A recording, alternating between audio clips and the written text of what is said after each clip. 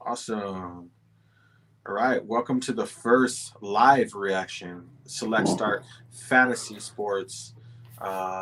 Today, we're here with the big news Carson Wentz being traded to the Colts.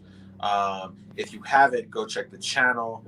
Nye dropped some content. He dropped his reaction for it. I guess we didn't really cover too much of the fantasy implications associated with the news today. So I guess I would jump right into it. Night, Carson Wentz to the Colts, man. Does that make him a top 12 fantasy quarterback next year? This is huge news. I mean, I hit on it earlier. Kind of wanted to wait for you to flesh it out a little bit. So, yeah, I think it pushes them into that conversation. And we saw Philip Rivers kind of come back to life. I mean, Philip Rivers was trash, for a few years. You really couldn't depend on him to give you much in the fantasy as far as consistency week to week. So, seeing Carson Wentz, go to reunite with Frank Reich in the Indianapolis Colts. It should make for a good fantasy quarterback. That situation should make for a good fantasy situation for Carson Wentz. I do like him being a top 12 quarterback. It's interesting that you asked that because it was really only the only situation where Carson Wentz could rejuvenate his fantasy value. I feel like. What do you feel like? Man, I think for him, maybe a match made in heaven. Obviously, there's some coaching there that's familiar with his skill sets. Obviously, we've seen the turnaround, Philip Rivers had last year that you alluded to. There's some kind of wrinkles some differences, I think, in this situation, only because Philip Rivers is a very natural kind of leader. Like he's never had a problem galvanizing his troops. Winning locker rooms over. That seems to be Philip Rivers one of his biggest strengths throughout his entire football career, going all the way back to NC State. He was really able to kind of galvanize his teams and really make the most of his opportunities wherever he played at. Carson Wentz, not so much the mixed results. Of course, the fallout in Philly was ugly to say the least. So I think there's a lot of question marks there. I think on the surface, it looks like, okay, Carson Wentz is going to a spot where, that may set him up for success. But I think there's some intangibles, there's some variables there that he may need to kind of step up to the plate and kind of prove some people wrong. Big year for Carson Wentz. Bigger year for the Indianapolis Colts. There's a lot to see, man. How we feel about his fantasy impact on the skill positions there. You talk about Michael Pittman, you talk about T.Y. Hilton, Jonathan Taylor. They got the tight end and Trey Burton. What do you think his impact is for skill players on the offensive side of the ball in Indy? Yeah, I think when you think about it's tough because they still have a lot to do when it comes to wide receivers. They got the young stud Michael Pittman. We saw him kind of start to emerge towards the end of the year. Parrish Campbell has kind of been a bust since they drafted him out of Ohio State. Um, they have other guys. Blanking on them right now. Blanking on them right now. Zach But Pascal was Zach another guy. Pascal, yeah, the list goes. In the tight end room, Jack Doyle, Trey Burton, Mo Alley Cox. Naheem I Hines is in the Yeah, backfield. Naeem Hines. I mean, he's going to have weapons. It's going to be very similar to what he had in Philly. So I think the fantasy impact for the Colts is kind of it remains to be seen because there's still a lot to do. I do like it for Carson Wentz because now he has a good, legit line that actually can protect him. He has a running game that can protect him, and I think he has a coach who now understands how to protect him moving forward and can go about getting the best out of Carson Wentz. Man, God forbid Jacoby Brissett comes in and wins the Super Bowl. We may never see the end of Carson. We may never see Carson Wentz ever again with Jacoby Brissett or whoever or who's their backup, the kid they drafted out of Washington, comes in and wins a Super Bowl or something like that. Carson Wentz is very fragile. He's a fragile guy. He's a fragile quarterback, which makes him very volatile for fantasy owners because you just never know when he's going to be on an upswing or a downswing. He's very thin-skinned. I always like to joke, man. If you see Carson Wentz on TV, and he's just steaming red. He's not having a good day, man. He's not having a good day. But for the rest of the Colts, man, I like it, man. I like it for their long-term, prospects for the next 1 or 2 years, as far as just being a good football team. I mean, look what Frank Reich did with Phillip Rivers. Like, he was able to get the most out of Phillip Rivers. Whatever Phillip Rivers had left, he was able to pull that out, and they got to the playoffs. They tried to make a run, but it's Phillip Rivers. There are going to be some faults there whenever you roll the dice with Phillip Rivers. But he got the most out of that team with Jonathan Taylor's emergence as being the RB1 in that backfield. I'm putting my load. I'm putting myself in the hands of Jonathan Taylor and that offensive line, and allowing Carson Wentz to kind of just be a game manager and try to find his groove again. I think Carson Wentz is going to have to become extremely coachable. I think from a lot of the reports leaked throughout this offseason, they all pretty much alluded to the fact that, hey, this guy is kind of uncoachable. I think a lot is contingent. A lot of his success is contingent on him maybe, eating a piece of humble pie, man, becoming more coachable, buying a piece. He may need the whole thing. he might need the whole pie, right? You ain't lying. I think a lot's going to have to do with him kind of, eating that humble pie and really buying in to the team concept again, and the system that they have in place there in Indy. If you're just joining us, the Philadelphia Eagles have agreed to trade Carson Wentz to the Colts. They've got a 2021 third-round pick and conditional 22 pick, second-round pick that could turn into a first-round pick in 2022. Flipping Just to really the other side. Go ahead. Really quick. I mean, I didn't hear the part about it flipping to a first round pick, so I guess that's a good thing. If they can, if somehow that second round turns into a first. But I mean, from a team building perspective, I was just chatting with Jay McShay because he's our resident Eagles fan. We were rapping about just how the Eagles, they lost out on this deal. I think a lot of people are laughing at them, talking about.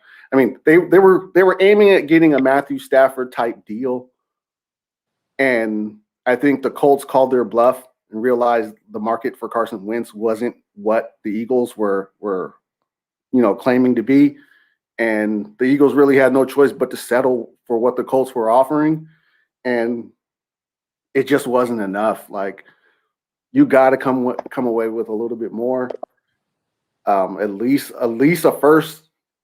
At least a second up front for this draft, I think would have been just to start, and some sort of guaranteed first round pick or multiple first round picks moving forward for the next couple seasons would have been the next point. And they kind of just struck out on that, man. They struck out on that, and it's hard to trust the Eagles when it comes to making decisions. They hit on guys sometimes, and then they just go about mismanaging some of these situations. They mismanaged the situation last year, selecting Jalen Reagor, over a guy like Justin Jefferson.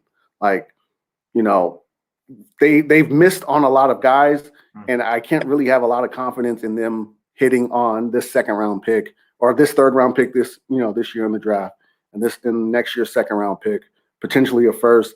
You can't really trust them if you're an Eagles fan. You don't trust them at all. Okay, let me stop you there. Chris Mortensen and Adam Schefter were reporting that second round only becomes a first round based off Wentz playing time. So basically based off Wentz's ability to stay healthy and maybe win a quarterback competition. Well, obviously, just optic-wise, it looks like they're bringing him in to be the starter. I'm sure Jacoby Brissett will have something to say about that once camp starts. But on the surface, that's what it looks like. The second rounder can become a first rounder depending on what's his playing time. He needs to play at least 75% of the Colts offensive snaps. I guess I'll ask you: do you think he hits the 75% I snap mark? don't know. I might ask you. You were predicting this year, Josh. Josh Allen missing time, Kyler Murray missing time. Um, yeah, that's the big question mark. I mean, he has the offensive line to protect him, and it's going to be on, Frank Reich to kind of pull the reins back and maybe hand the ball off a little bit more than he wants to. I know it was sad sometimes watching Phillip Rivers kind of get whatever he wants, being able to chuck the ball 40 times a game. But as they went along throughout the year, and especially towards the end of the year, it became more the Jonathan Taylor show, and they were having better success. They were more efficient. And I think that's kind of the blueprint you want to take out of last year and kind of implement moving forward with Carson Wentz is that, hey, you know what, we need to run the game through Jonathan Taylor, play action football, and our defense, because their defense is good enough to win. Now it's just, hey, we need somebody who can manage the game. And here's the thing: Carson Wentz can still grow. He's still a young enough guy. He's only been in the league, I think, 4 or 5 years. He's still a young guy. He has room to grow. He has lots of potential. We've seen it. He was on his way to an MVP before he wrecked his knee against the Los Angeles Rams the year they won the Super Bowl. He was on his way to winning an MVP. The potential is there. I think Frank Reich is the right guy to get it out of him. But yeah, you're right. Staying healthy has been one of Carson Wentz's biggest issues. Is, can the dude stay on the field? I mean, if I'm taking bets on it, like if I'm taking a bet on it, like I wouldn't bet with him. Like, I think he does get hurt. He misses some time because Carson, like, it's going to really be, depend on how well you coach all that, hero ball out of him. Like, he was really out there trying to just do things on his own and, getting banged up in the process. So that's literally all going to depend on Frank Reich and how they coach him up. And how coachable Carson Wentz is. Something tells me if those problems kind of persist, the issues that he had in Philly, if those linger into that Indy locker room, I mean, they didn't give up too much to get him. I don't see a situation where the Colts are absolutely positively married to Carson Wentz. Although, yeah, like I mentioned on the surface, like, yeah, it looks like they're bringing him for him to be the guy. But I think the ball is in Carson Wentz's court. And I think he just needs to become a little more coachable. I'm going to flip this to the other side. I'm going to flip this back to the Philadelphia Eagles for a second here. Jalen Hurts is looking like he's going to be the guy. There's whispers out there. They want to bring in another, veteran backup or maybe even draft a guy to kind of stir up a little bit of competition there for him. Just on the surface level, what do you think, assuming that Jalen Hurts wins out, there's no quarterback competition, or there is, he wins out, he's the starting quarterback for the Eagles going into next season. How do you gauge Jalen Hurts' impact, his fantasy impact? Is he a top 12 quarterback next year? Given that, he can run too. What are your thoughts, Nye? Yeah, I think this makes it a little bit more clear. Listen here, they're not going to draft a quarterback. I don't believe they're going to draft a quarterback. Because right now, unless they're going to use the draft capital they have to move up to say like a 4 spot with the Atlanta Falcons and go get, say, a Justin Fields or maybe a Zach Wilson is there, or maybe a Trey Lance or something like that. I just don't feel like what you're getting is going to be leaps and bounds better than what you already have. So I think with that being said, I think Jalen Hurts is the starter. I know they said they're going to bring in a guy to give him some competition, but I just really feel like that's front office speak. They're just bringing in a guy for show to kind of say, hey, you know what? He's competing. He's going to go out there and win the job. He's going to prove he's going to win the job. This is all just to win over everyone who's pretty much not on board already. Like, hey, this guy went out there and he won the job. He, beat so-and-so for the job. So I think Jalen Hurts, you can mark him in as the starter. There's nothing that, this move said it all. Like, if they really needed somebody to compete with Jalen Hurts, they would have kept Carson Wentz. I mean, that would have been the best person to compete with. They decided to move on, and this report of them bringing in somebody to compete with Jalen Hurts in camp, it just kind of rings hollow with me. I don't really take much stock into it, but the fantasy impact is going to be good. I mean, we saw what he did. He was virtually a league winner last year. Like, if you're able to scoop up a Jalen Hurts, and I know you did, you held on to him all season, and you kind of saw the tea leaves, forming. With Carson Wentz, he was cracking, and Jalen Hurts hit the starting lineups, and he had a lot of success. He had a lot of success and was able to propel a lot of people to fantasy championships. I think it's more of the same. I think you're getting, a player with a high floor, because that running ability is going to allow him to stay afloat and not have terrible weeks. And you're going to have a guy with an enormous ceiling, especially considering, they can go out and put guys around him. Maybe they go get a Kyle Pitts from Florida or Devontae Smith from Alabama, and they're able to solidify that offense with some more playmakers. I just think that. Can I stop you there? Let's talk about the playmakers on the Philadelphia Eagles offense. Let's talk about some of those guys. What do you think the impact he has on those other playmakers, the Miles Sanders, the Travis Fulgham, the Alshon Jeffries, the Deshaun Jackson, the Jalen Reagor, the Zach Ertz, the Dallas Goederts? They seem to have a lot of playmakers already on the roster. How do you gauge the impact on those playmakers that are already in their offense?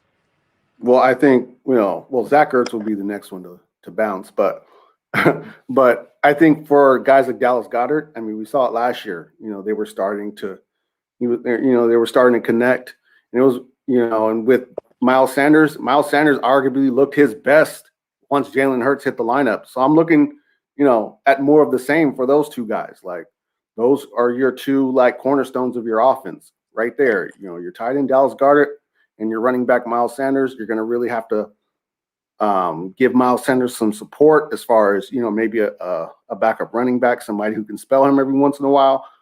But when it comes to the wide receiver position, that is where you put the big, circle. Like, can they get that right? Because, when Travis Fulgham, he was hot for a little bit. He was hot for a few weeks, and then, it lost some steam. Jalen Reagor never really got, any footing. He had a few good weeks. The potential is there. I mean, you see the kid is supremely talented. He's lightning quick and fast, quick twitch and all that stuff. I really do feel like they need a bigger body guy, somebody you can throw the ball to 100 times a year, or catch the ball 100 times a year. You can target heavily. I don't think Jalen Reagor is that guy. They don't have a guy like that on their roster right now. Sorry, J.J. Arcega-Whiteside is not the guy. Deshaun Jackson is not the guy. Jalen Reagor is what Deshaun Jackson was. Like, that's your role for Jalen Reagor. He's going to be the Deshaun Jackson. They need to find a number one guy. There are a lot of mock drafts out there. I'm not going to get into it because my mock draft's going to drop. But there are a lot of guys. I like Devontae Smith to the Eagles. I think that'd be a great fit for Devontae Smith. I think it'd be good for the Eagles. They need playmakers around this young quarterback. Or maybe they go address it in free agency with some guys like, maybe an Allen Robinson. Maybe Chris Godwin gets away from Tampa Bay and they're able to go get a Chris Godwin. But, as far as Jalen Hurts, his fantasy outlook is looking very strong. And even if the Eagles were to draft a quarterback, say in the second or third round, I don't think I'd sweat it all that much. I don't think there's anybody in that range that's really going to threaten him. Okay, man. Lots to unpack, lots to discover. This is our first time going live at Select Start Fantasy Sports. We're definitely going to do this more often on our channel. You guys make sure you guys keep your eyes open for that. We'll be reacting to most of the big news. We're going to try to get on as much as we can here on live. You guys leave us feedback. Let us know if you guys like us going live, if we should do this more often. Definitely going to be something we're going to do regardless. But let us know, guys, what you think.